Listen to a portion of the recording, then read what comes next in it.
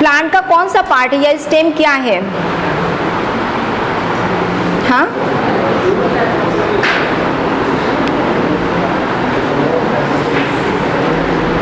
जो main axis होती है प्लांट की, जो मेन अक्ष है, इसका जो मेन अक्ष है उसका जो भूमि के अंडर सॉइल जो पार्ट है वो जड़ है, और जो ऊपर का पार्ट है वो स्टेम है।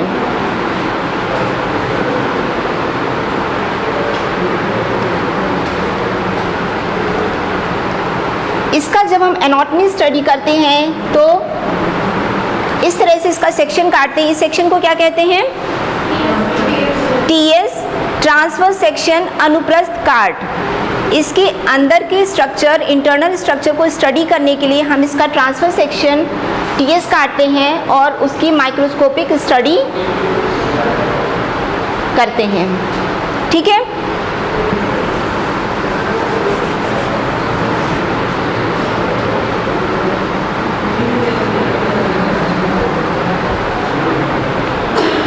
किसी तने का ट्रांसफर सेक्शन देखते हैं तो लगभग सर्कुलर उसकी एक आउटलाइन आती है।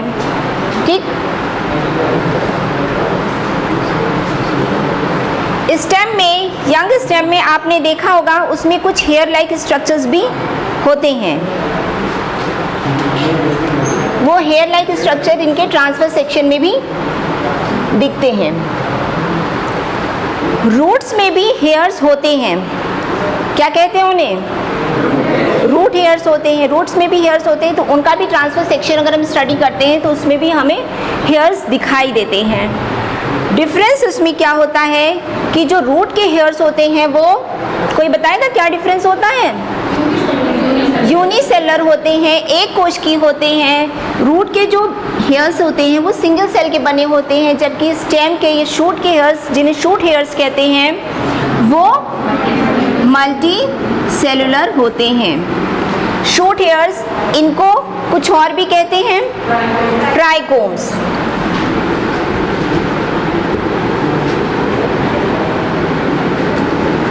शूट हेयर्स या trichomes, these are multicellular. इसके अलावा इनकी जो आउटर मोस्ट लेयर होती है, सबसे बाहर जो कोशिकाओं की परत होती है, उसे क्या कहते हैं? एपिडर्मिस।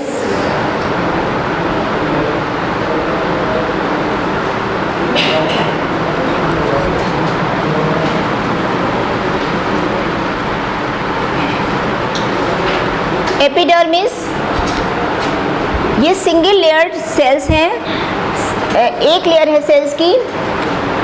स्टेम में जो सबसे बाहर की कोशिका की परत है, आउटर मोस्ट जो सेलुलर लेयर है, उसके बाहर एक परत होती है, एक लेयर होती है। क्या कहते हैं इसको?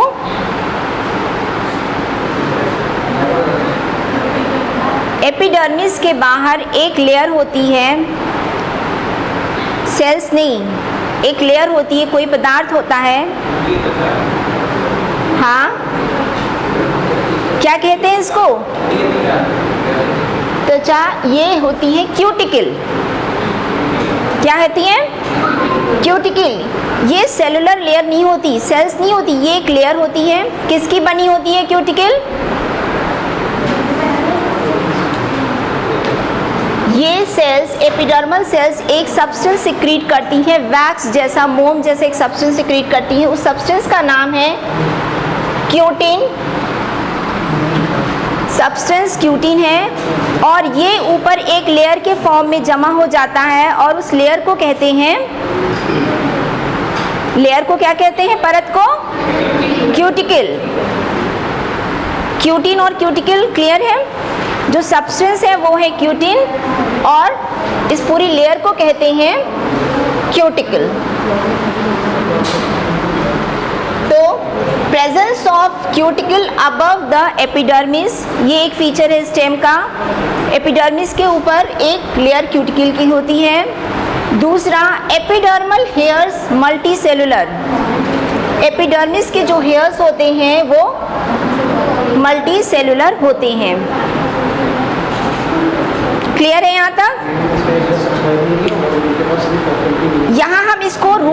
कंपेयर करते हुए भी आपको बता रहे हैं, क्योंकि ट्रांसफर सेक्शन आपको रूट का भी ऐसा दिखेगा, शूट का भी ऐसा दिखेगा, तो जो फीचर्स इनके रूट से डिफरेंट है हम उनको पहले हाईलाइट कर रहे हैं।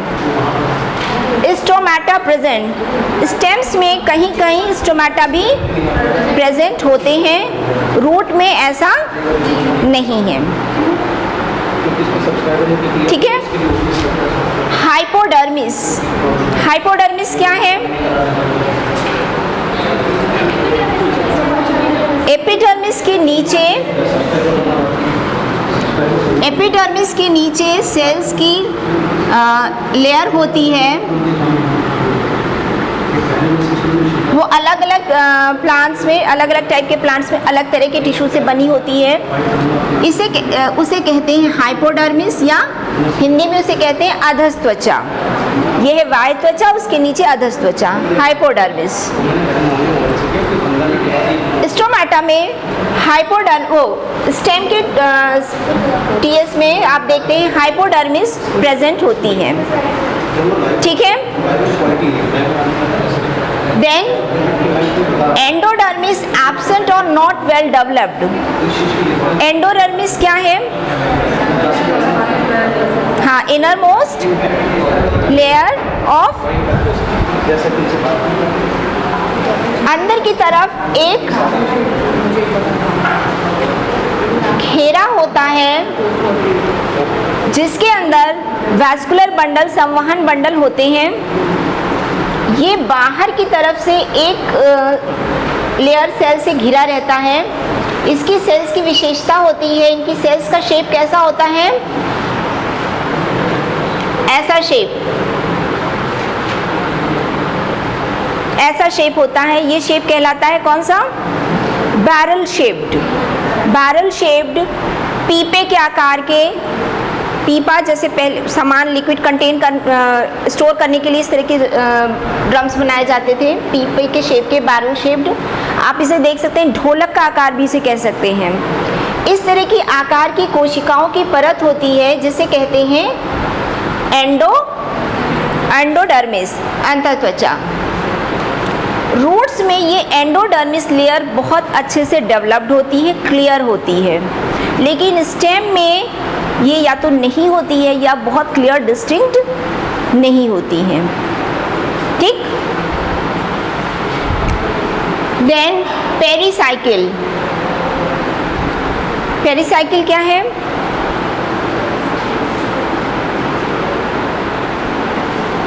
पेरिसाइकिल, हाँ, किसमें पैचेस होते हैं? पेरिसाइकिल, हाँ।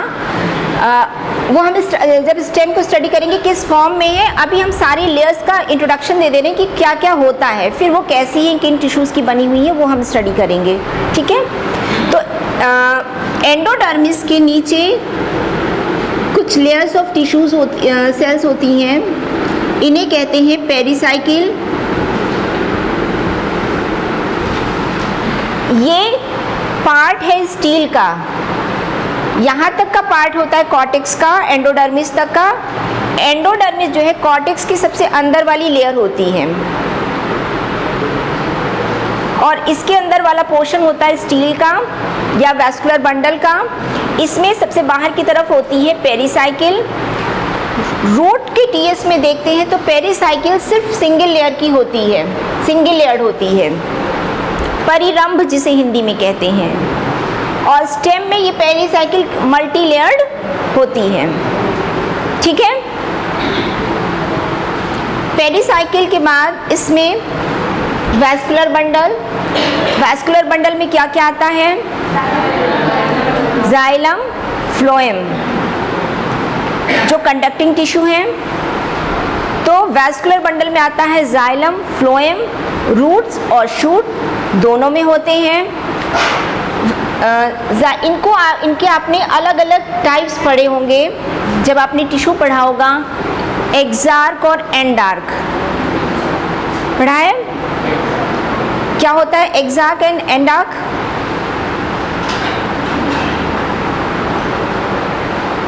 एंडार्क जाइलम किसे कहेंगे और एक्सार्क किसे कहेंगे? हाँ, इसमें ऐसी कंडीशन होती है प्रोटोजाइलम और मेटाजाइलम। प्रोटोजाइलम मीन्स जो पहले बनते हैं वो छोटे होते हैं, मेटाजाइलम बाद में डेवलप होते हैं, बड़े होते हैं। तो इनकी पोजीशन के आधार पे हम इन्हें 2 टाइप्स में बांटते हैं। अगर प्रोटोजाइलम सेंटर की तरफ है और मेटाजाइलम बाहर की तरफ है तो ऐसी कंडीशन को क्या कहेंगे? एंडार्क। और अगर मेटाजाइलम सेंटर में है, ये बाहर की तरफ है, तो उसे क्या कहेंगे? एक्सार्क। तो स्टेम में जाइलम होता है एंडार्क, ठीक है। Vascular bundle, conjoint, collateral and sometimes bicollateral. Conjoint,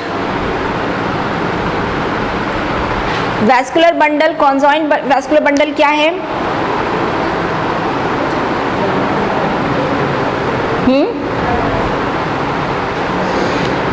conjoint vascular bundle से क्या समझते हैं?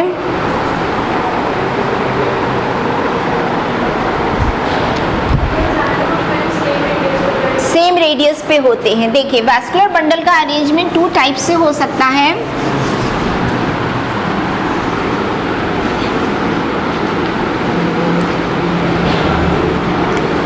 कभी ऐसा होता है कि जाइलम फ्लोएम, जाइलम फ्लोएम, ये इस तरह से अलग अलग होते हैं। एक रेडियस पे जाइलम होता है, एक रेडियस पे फ्लोएम होता है। तो इस प्रकार के अरेंजमेंट को क्या कहते हैं? जाइलम और फ्लोएम अलग अलग रेडियस पे हैं, ऑल्टरनेट कर रहे हैं, तो इस प्रकार के अरेंजमेंट को कहते हैं रेडियल अरेंजमेंट।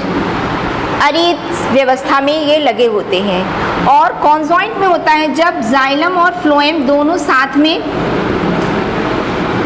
एक ही रेडियस में जाइलम और फ्लोएम दोनों होते हैं, तो ऐसी स्टेज को क्या कहते हैं? कॉन्जॉइंट। और फिर उसके बाद कोलेटरल, आउटर साइड में फ्लोएम है तो इसे कहेंगे कोलेटरल। और बाइकोलेटरल, बाइकोलेटरल अरेंजमेंट,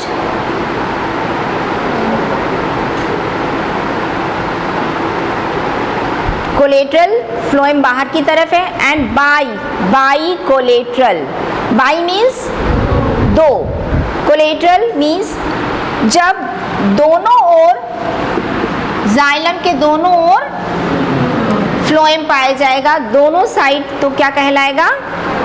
बाइकोलेटरल, ठीक है।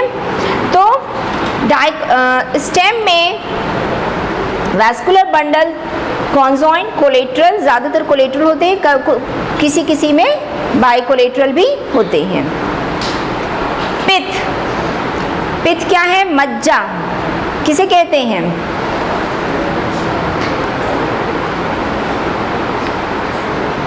पित्त,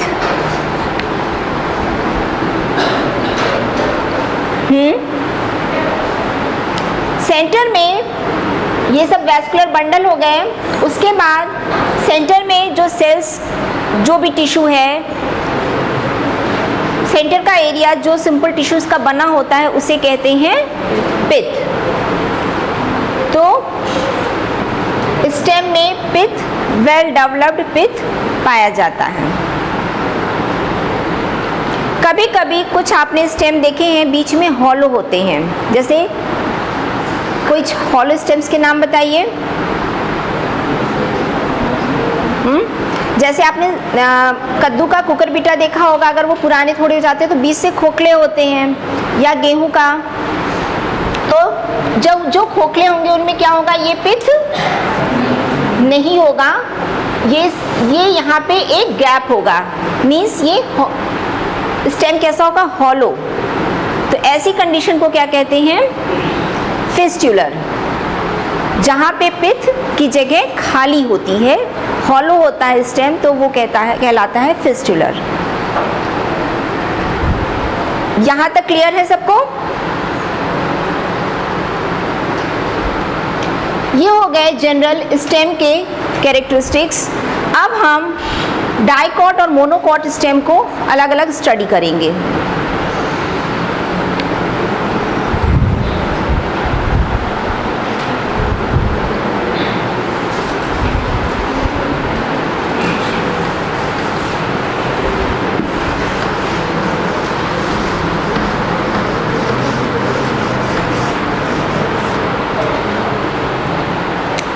ये स्क्रीन पे आपको दिख रहा है transfer section of dicot stem. इसमें सनफ्लावर का स्टेम है। ये दोनों डायग्राम्स कैसे कैसे डायग्राम है ये आप लोग को मल्टीपल चॉइस क्वेश्चंस आते हैं, ऑब्जेक्टिव टाइप क्वेश्चंस आते हैं, इसलिए आप टर्म्स पे बहुत फोकस कीजिएगा कि किस चीज़ को क्या कहते हैं, एग्जैक्ट उसका वर्ड क्या है। ठीक है, ये दोनों पिक्चर्स कैसी पिक्चर्स हैं? ऊपर वाला डायग्रामेटिक है। डायग्रामेटिक मीन्स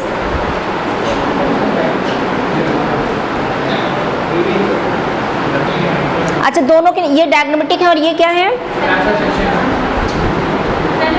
सेलुलर है। ट्रांसफर सेक्शन का ही है, ट्रांसफर सेक्शन का ही है, तो दोनों में डिफरेंस क्या है?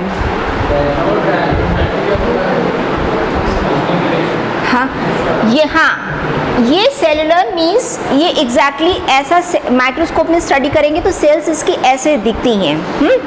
और इस तरह का हम पूरा डायग्राम बनाएंगे तो बहुत बड़ा हो जाएगा, उसमें एक्स्ट्रा में एफर्ट। तो ये एक आउटलाइन बना दी गई है, आउटलाइन इसकी स्टडी के लिए एक पिक्चर, तो इसे कहते हैं डायग्रामेटिक रिप्रेजेंटेशन। और ये सेलुलर हो गया। ये एक सेक्टर, इसका एक पोर्शन इलाज करके इसमें दिखाया गया है।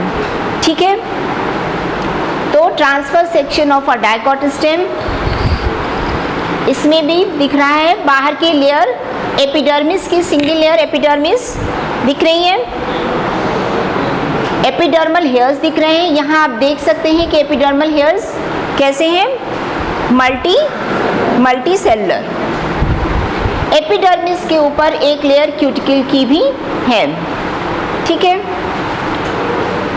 एपिडर्मल सेल्स किस टाइप की सेल्स होती हैं?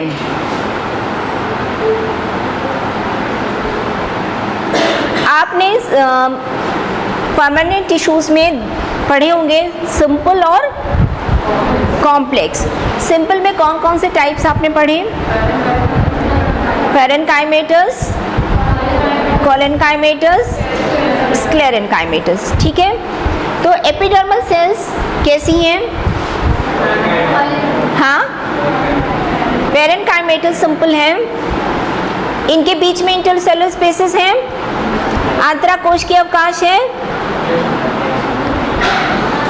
अंतराकोश की अवकाश या इंटरसेलुलर स्पेस इनकी सेल्स के बीच में नहीं है। बाहर की ओर एक क्यूटिकल की कोटिंग है, तो मीन्स ये एक बहुत ही फुल प्रूफ एक लेयर है जो कि बाहर पानी को भी, जल के लिए भी इसके अंदर नहीं आ सकता। बाहरी इन्फेक्शन से पौधे की रक्षा करती है, मीन्स एक कवरिंग ये प्रोवाइड करती है स्टेम को। इसके बाद आपको ये दिख रहा है, ये यहाँ से वैस्कुलर बंडल स्टार्ट हो रहे हैं, बीच में आपको कुछ लेयर सेल्स की दिख रही है जिसमें अलग अलग तरह की सेल्स हैं। कौन कौन सी है ये? हमने बताया था कि एपिडर्मिस के नीचे क्या आता है? हाइपोडर्मिस।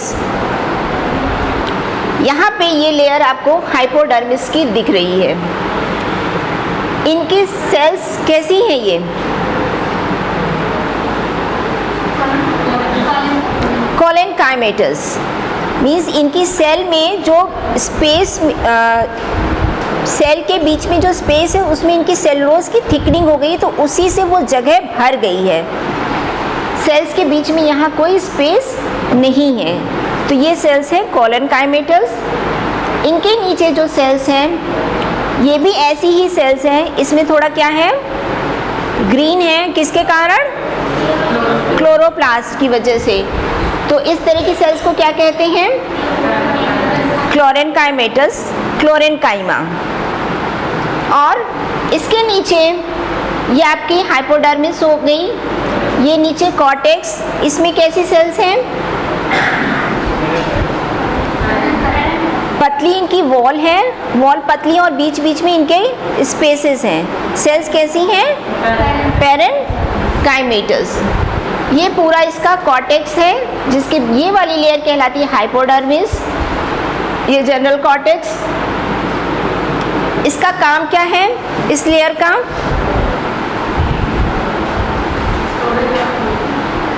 हाँ, स्टोरेज ऑफ फूड और हाँ, तने को उसको स्ट्रेंथ प्रोवाइड करता है, मैकेनिकल स्ट्रेंथ, जिससे तना सुदृढ़ सीधे खड़ा रहता है। और 2 लेयर्स का काम आपने बता दिया, इस लेयर का नहीं बताया, फोटोसिंथेसिस। तो एक तो जहाँ ये कॉम्पैक्ट इसकी सेल्स हैं वो तने को स्ट्रेंथ प्रोवाइड करती हैं, तने को सीधा खड़ा रखने में मदद करती हैं। जहाँ क्लोरोप्लास्ट है वो भोजन बनाने का कार्य कर रहा है। ये पैरेनकाइमेटस सेल्स बीच बीच में इनके स्पेसेस हैं। एक तो ये भोजन को स्टोर भी करती हैं अपने अंदर, दूसरा इनके अंदर स्पेसेस हैं, तो जगह है, खाली स्थान, तो क्या होता है वहाँ पे? हाँ, एयर होती है, गैसेस एक्सचेंज, गैसीय विनिमय में ये सहायता करती है। ठीक है, बीच में आपको ये भी दिख रहा है, ये क्या है? Resin canal, resin duct. जगह जगह रेजिन डक्ट्स पाई जाती हैं। रेजिन, ये आप देख सकते हैं, ये चारों तरफ कुछ अलग तरह की सेल से घिरी हुई हैं, resin ducts.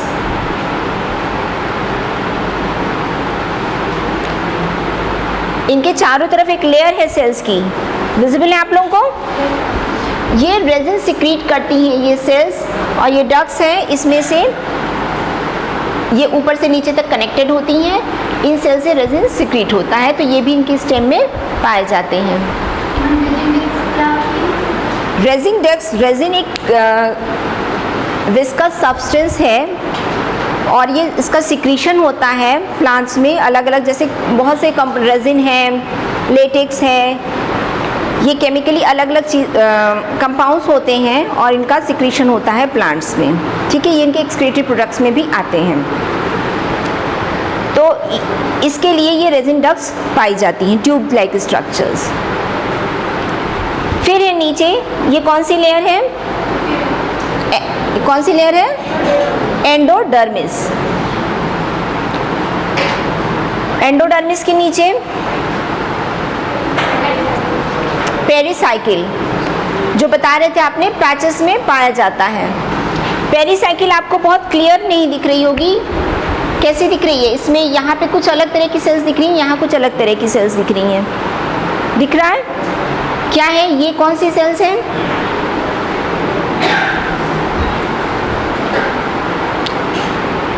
Cell wall thickening है, बहुत पास पास लगी हुई है। किस प्रकार की कोशिका इस तरह से दिखाई जाती हैं? स्क्लेरेनकाइमेटस।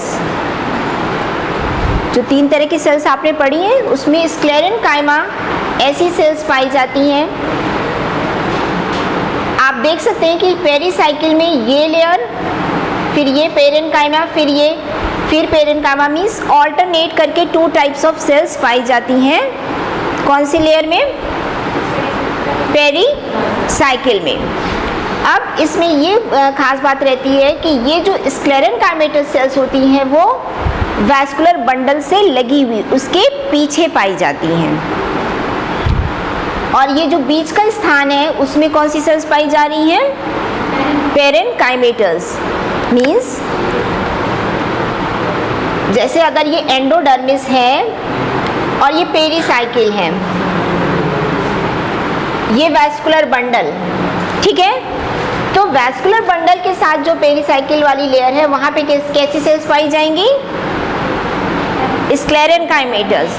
फिर यहाँ पे पेरेनकाइमेटस, फिर वैस्कुलर बंडल के साथ कौन सी पाई गई? स्क्लेरेनकाइमेटस, देन पेरेनकाइमेटस। मीन्स ये ऑल्टरनेट आ रही हैं।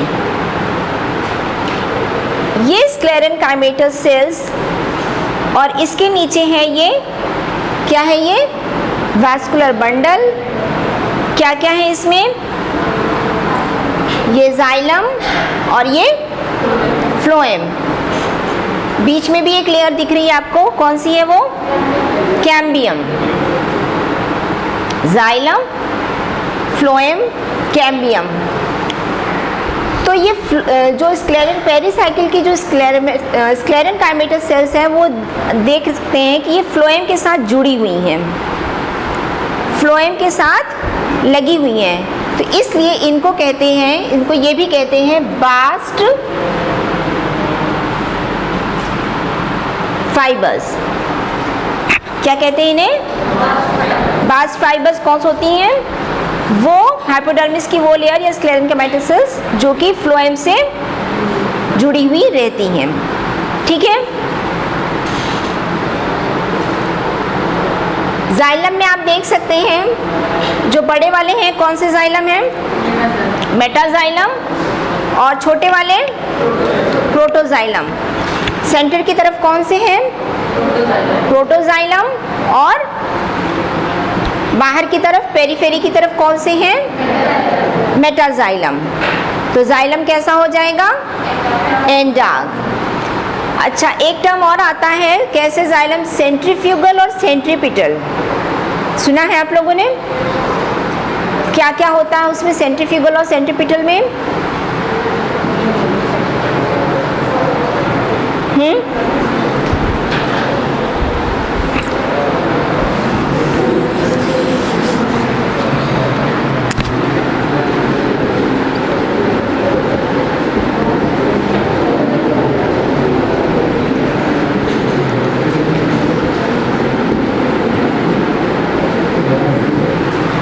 सेंट्रीफ्यूगल एंड सेंट्रीपिटल फोर्स भी आपने पढ़ा होगा। सेंट्रीफ्यूगल फोर्स, सेंट्रीपिटल फोर्स क्या होता है?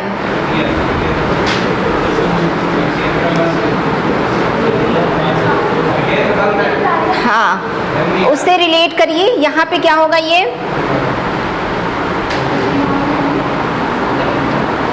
सेंट्रीफ्यूगल सेंटर से बाहर की तरफ और सेंट्रीपिटल मीन्स बाहर से अंदर की तरफ।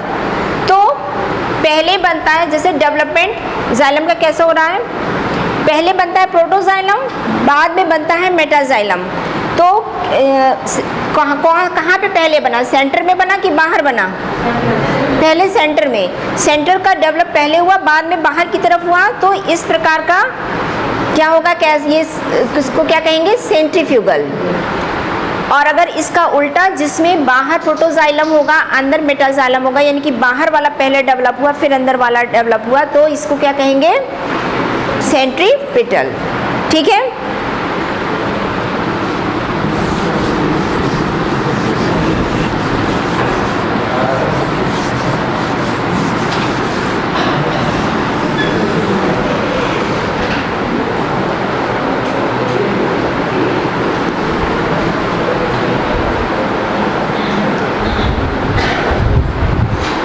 इसके अलावा ये तो जैसे डाइकॉट स्टेम में तो बहुत सारे आते हैं। ये एक सनफ्लावर का स्टेम है। इसमें से कुछ अलग भी वेरिएशन भी थोड़ा बहुत चेंजेस जिसमें वो आपको मैं दिखाती हूँ। जैसे एक कुकरबिटा का स्टेम, कद्दू जानते हैं सभी लोग, देखा है? उसके स्टेम, उसकी आउटलाइन सर्कुलर ना होगी, कुछ ऐसे तारे जैसी कहीं उभरी कहीं निकली होती है।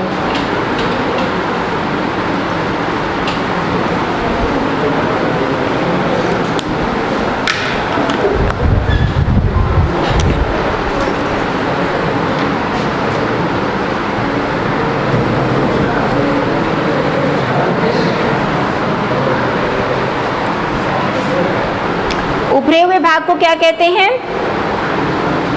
रिजेस। और इसको हाँ गर्त कहते हैं, furrows. Ridges and furrows.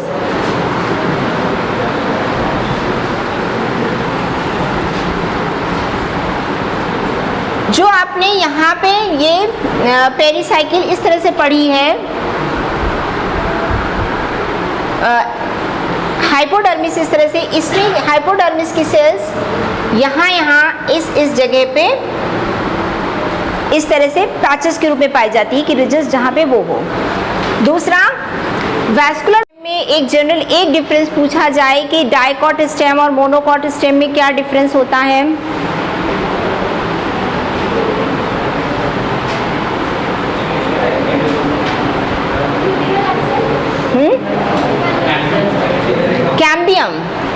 Cambium absent होता है, सेकेंडरी ग्रोथ उसमें नहीं होती। किसमें होती, किसमें नहीं होती? हाँ, डाइकॉट्स में जो फ्लोएम और जाइलम के बीच में क्या पाया गया था? कैम्बियम, वो यहाँ नहीं पाया जाता है। कैम्बियम किसके लिए रिस्पॉन्सिबल होता है? सेकेंडरी ग्रोथ, द्वितीयक वृद्धि जिसे कहते हैं। क्या होती है द्वितीयक वृद्धि? एक तो वृद्धि होती है जिससे पौधा अपनी लंबाई में बढ़ता है, और हाँ सेकेंडरी ग्रोथ जिससे उसकी जो मोटाई होती है वो बढ़ती है, उसके लेटरल साइड्स में ग्रोथ होती है, वो होती है सेकेंडरी ग्रोथ। और उसके लिए रिस्पॉन्सिबल है कौन सा टिश्यू? कैम्बियम।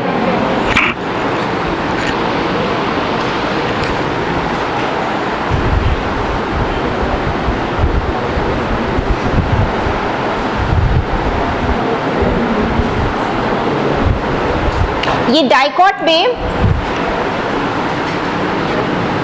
जाइलम और फ्लोएम के बीच में हम एक लेयर देख रहे हैं सेल्स की, ये होती है कैम्बियम। अच्छा, ये वैस्कुलर टिश्यूज डेवलप किस टिश्यू से होते हैं? जाइलम और फ्लोएम का विकास किससे होता है?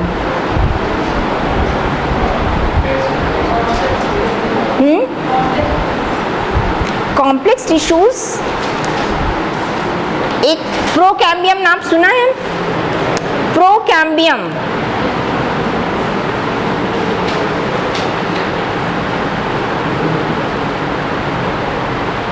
इनसे डेवलप होते हैं। ये मेरिस्टेमेटिक टिश्यू है, मीन्स इसमें विभाजन की क्षमता होती है। इससे डेवलप होते हैं दो तरह के कॉम्प्लेक्स टिश्यूज, जाइलम और फ्लोएम।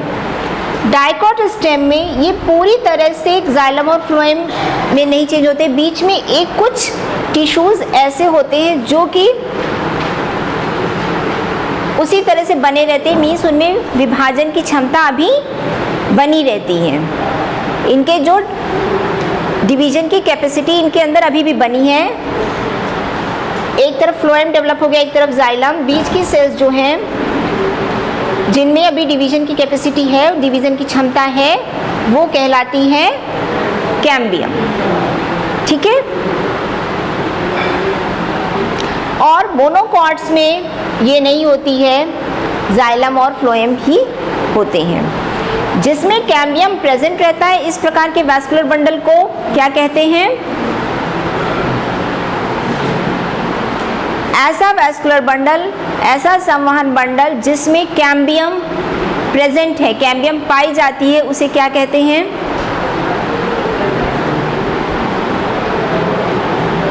टू टाइप्स के होते हैं वैस्कुलर बंडल। एक तो जिसमें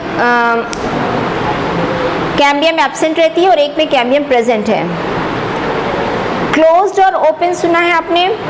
closed vascular bundle and open vascular bundle. तो ओपन वैस्कुलर बंडल किसे कहते हैं? जिसमें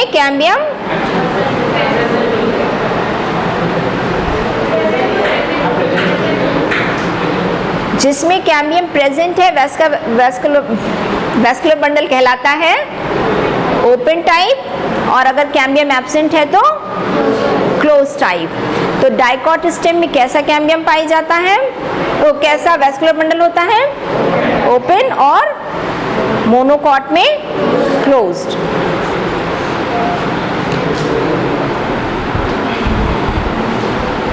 ये हम कैम्बियम एब्सेंट है ये दिखाने के लिए हम प्रीवियस स्लाइड पे आए थे जहाँ पे कैम्बियम था। हम मोनोकॉट पे आते हैं फिर से।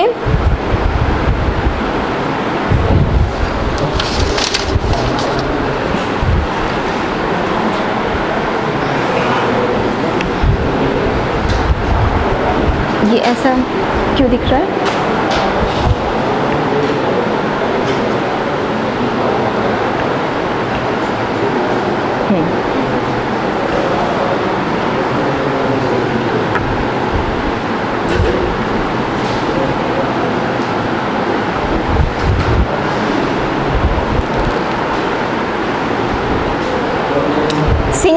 एपिडर्मिस, उसी तरह से हाइपोडर्मिस, फिर इसके बाद इसमें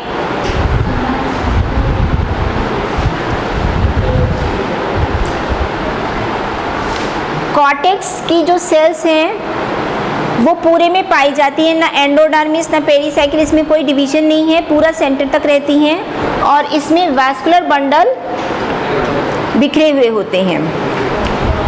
एक इसमें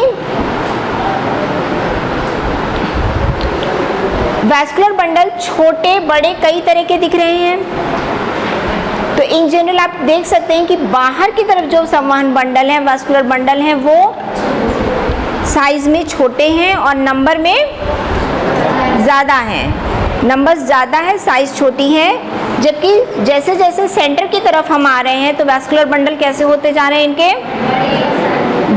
बड़े हो रहे हैं और नंबर्स उनका कम हो रहा है। हम इसका एक एक vascular bundle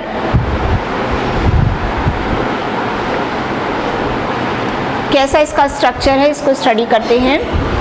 single vascular bundle है, इसमें मोनोकॉट स्टेम का।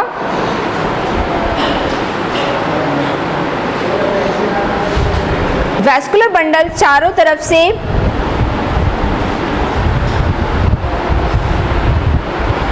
एक तरह की सेल से घिरा हुआ है, दिख रहा है, क्या कहते हैं इसको?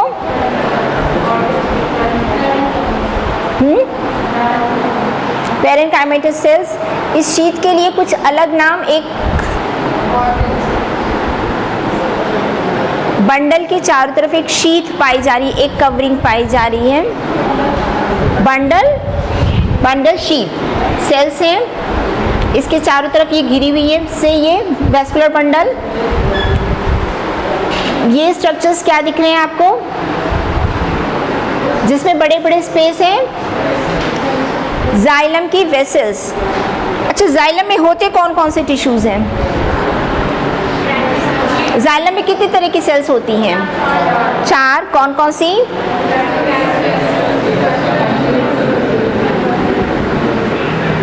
एक एक बोलिएगा। जाइलम पहला,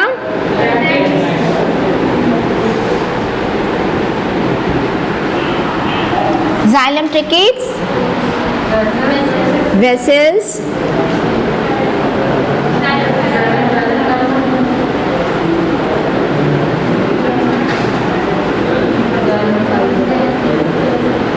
और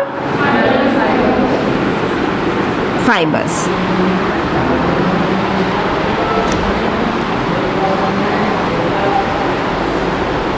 ये दिख रही हैं आपको जो स्पेसेस हैं बड़े बड़े दिख रहे हैं, ये क्या है? Vessels. Vessels tube like structures होते हैं जिनसे जाइलम का क्या काम है? वाटर का ट्रांसलोकेशन, ये काम होता है। इसके साथ में मोटी सेल वाली थिक सेल वॉल वाली सेल्स हैं, ये क्या कहलाती हैं? Xylem tracheids. और इनके साथ में और अटैच्ड होती हैं, लंबे लंबे फाइबर्स होते हैं और उसमें जाइलम पेरेन्काइमा और सेल्स होती हैं। इसके अलावा है इसमें ये वाला पोर्शन क्या कहलाता है? ये कौन सा टिश्यू है? फ्लोएम। फ्लोएम में कौन कौन सी सेल्स होती हैं?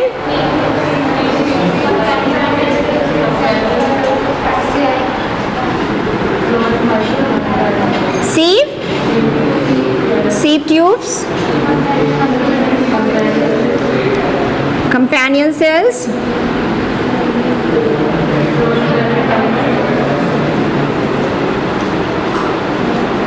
phloem parenchyma, phloem fibers।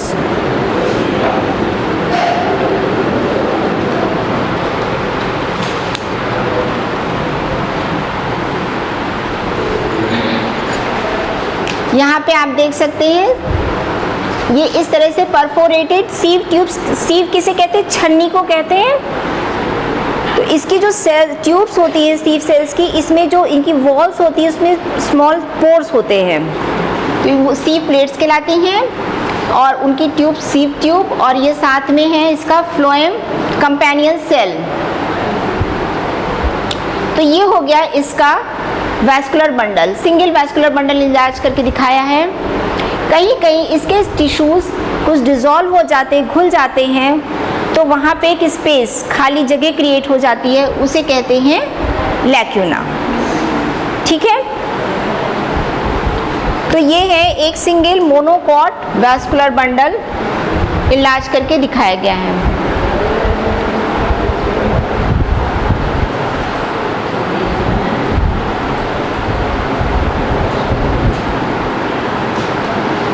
Questions आपके जो आते हैं, आप लोग ने देखा है क्वेश्चंस इसके एनाटॉमी के पार्ट्स के सॉल्व किए हैं। किस तरह के क्वेश्चंस होते हैं?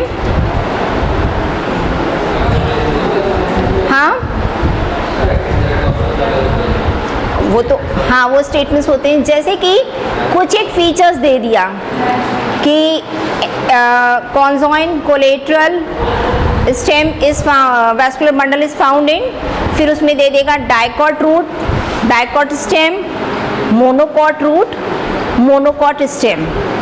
तो इसमें आपको ऑप्शंस जो सही होगा वो फिल करना होगा। अभी हमने जो पढ़ा डाइकॉट स्टेम और मोनोकॉट स्टेम के ट्रांसफर सेक्शन पढ़े, तो ये पढ़ा कि इसमें कौन कौन से टिश्यूज़ होते हैं, उनकी क्या पोजीशन होती है, जनरल वो किस टाइप के सेल्स के बने होते हैं।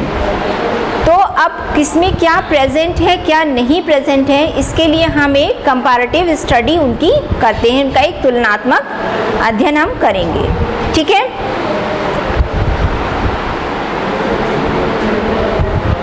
Monocot stem, dicot stem. पहला पॉइंट क्या है?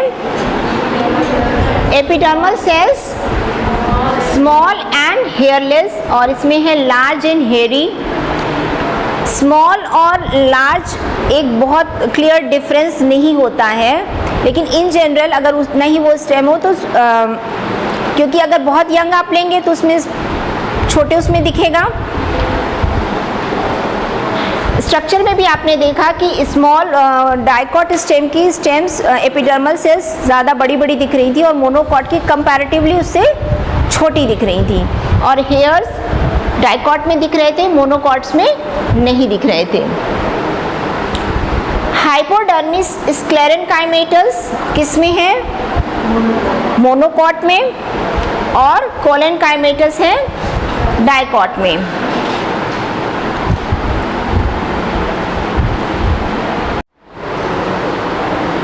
सेल्स आपको दिख रही हैं, कॉम्पैक्टली अरेंज्ड हैं। ये है इसकी स्क्लेरेनकाइमेटस सेल्स की बनी, और डाइकॉट में कैसी सेल्स है? कोलेनकाइमेटस।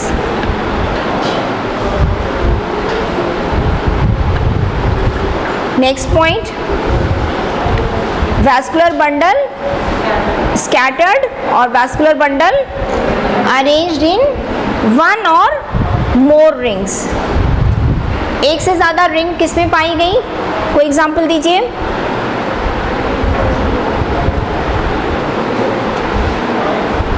जो हमने डायग्राम दिखाया था सनफ्लावर स्टेम का था, उसमें कितने रिंग में वैस्कुलर बंडल था? कितने घेरे में वैस्कुलर बंडल था? सिंगल, एक घेरे में था। इसके अलावा हमने आपको एक एग्जाम्पल बताया था किसका? कुकुरबिटा का, उसमें वैस्कुलर बंडल एक से ज़्यादा घेरे में प्रेजेंट था।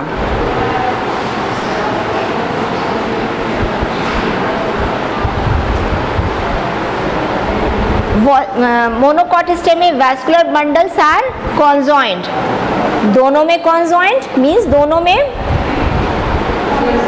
सेम रेडियस पे जाइलम और फ्लोएम प्रेजेंट हैं। कोलेटरल मीन्स दोनों में ही, कोलेटरल मीन्स जाइलम अंदर की तरफ और फ्लोएम बाहर की तरफ। एंड क्लोज्ड, और इसमें ओपन मीन्स मोनोकॉट में क्लोज्ड है, कैम्बियम एब्सेंट है, और डाइकॉट में ओपन है मीन्स कैम्बियम प्रेजेंट है। Next, sclerenchymatous sheath around vascular bundle. Monocots में आपने देखा वैस्कुलर बंडल बिखरे हुए थे, डाइकॉट में तो एक पूरी लेयर एंडोडर्मिस की थी जिसके अंदर वो वैस्कुलर बंडल्स अरेंज्ड थे। मोनोकॉट में वो बिखरे हुए हैं, उनके चारों तरफ एक शीथ पाई गई है। किन सेल्स की? स्क्लेरेनकाइमेटस सेल्स की एक शीथ वैस्कुलर बंडल्स के चारों तरफ प्रेजेंट थी, जबकि ऐसी कोई शीथ डाइकॉट स्टेम में वैस्कुलर बंडल्स के चारों तरफ नहीं थी। ठीक है, वैस्कुलर बंडल जब के सारे टिश्यूज हमने पढ़े थे तो मोनोकॉट स्टेम में वैस्कुलर बंडल के फ्लोएम में फ्लोएम पेरेन्काइमा प्रेजेंट नहीं होता है, इसमें इसके सारे कंपोनेंट्स फ्लोएम के प्रेजेंट रहते हैं डाइकॉट स्टेम में। Cambium absent, cambium present. Pith not distinct, पूरे कॉर्टेक्स में वैस्कुलर बंडल स्कैटर्ड रहते हैं तो इनका पिथ क्लियर नहीं होता है, डिस्टिंक्ट नहीं है, और इसमें पेरेन्काइमेटस सेल्स का बना हुआ पिथ प्रेजेंट होता है। ठीक है,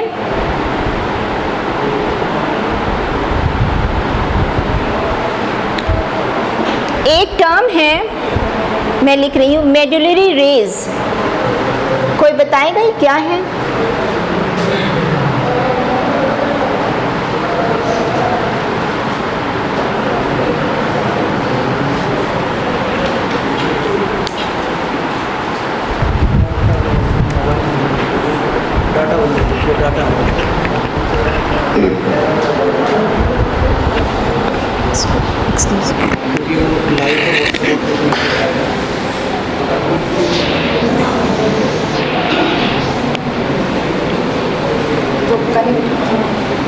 मोबाइल पे जाओ।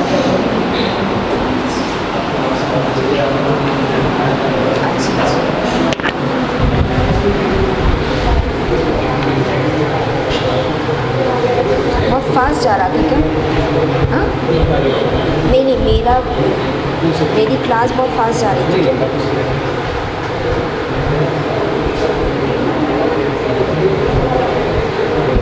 क्या टाइम हो रहा है?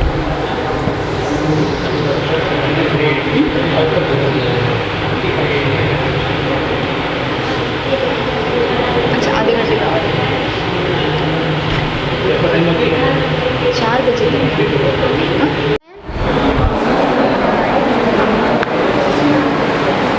टर्म सुना है कि नहीं सुना है? कहाँ होती है? हाँ, जाइलम, हाँ,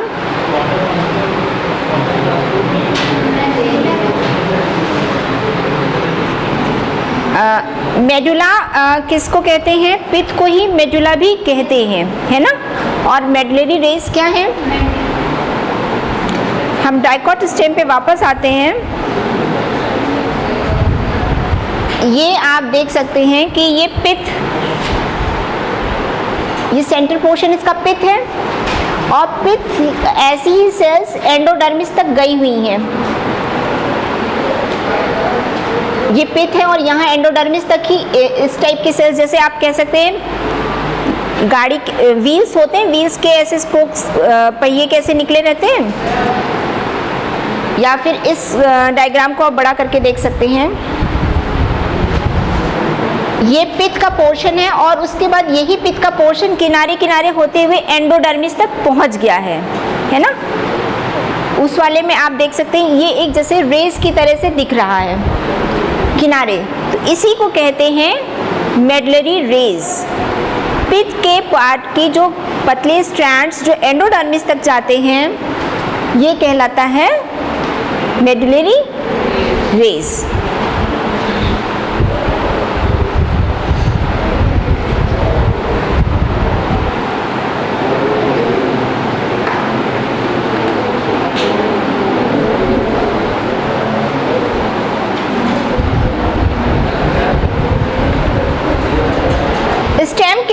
हम आते हैं लीफ पे।